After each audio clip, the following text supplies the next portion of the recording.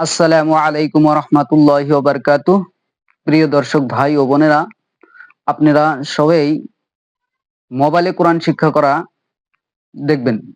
কিভাবে কোরআন শিক্ষা করে, কিভাবে প্রথম হরফগুলা শিক্ষা করা যায়, সেই নিয়ম কানুনগুলা শিখে শিক্ষা করে নেবেন। ইনশাআল্লাহ ভালো হবে।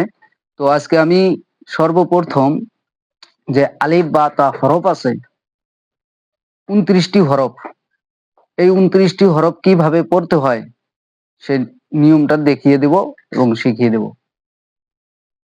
আরবি হরফ ২৯টা। হরফের উচ্চারণ লম্বা করিয়া পড়িতে হয়, লম্বা করিয়া টানিয়া টানিয়া পড়িতে হয়। আলিফ ও হামজা এই দুইটা বাদ দিয়া ২৭টা হরফ লম্বা করিয়া টানিয়া টানিয়া পড়িতে হয়। আলিফ তাড়াতাড়ি হয়, আলিফ।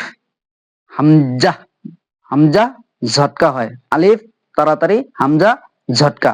এই দুইটা বাদ দিয়া বাকি ২৭টি লম্বা করিয়া টানিয়া টানিয়া পড়িতে হয়। যেরকম বা, তা, সা, জিম, হা, খ, দাল, জাল, র, জা, সিন, শিন, সদ, বদ, ত, জ, আইন, গইন, ফা, কফ, কাফ, লাম, মিম, নুন, ওয়াও, হা, হামজা, হা, হামজা, হা, হামজা।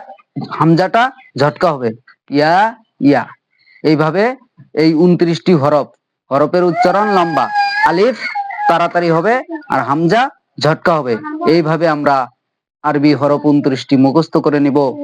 তারপরে হরকত কিভাবে শিখতে হয় দেখিয়ে দেব এবং শিখিয়ে দিব, নিয়ম কানুন বলে দিব। ইনশাআল্লাহ আমরা সবাই এই আরবি হরফ ২৯টি শিক্ষা করে নিই।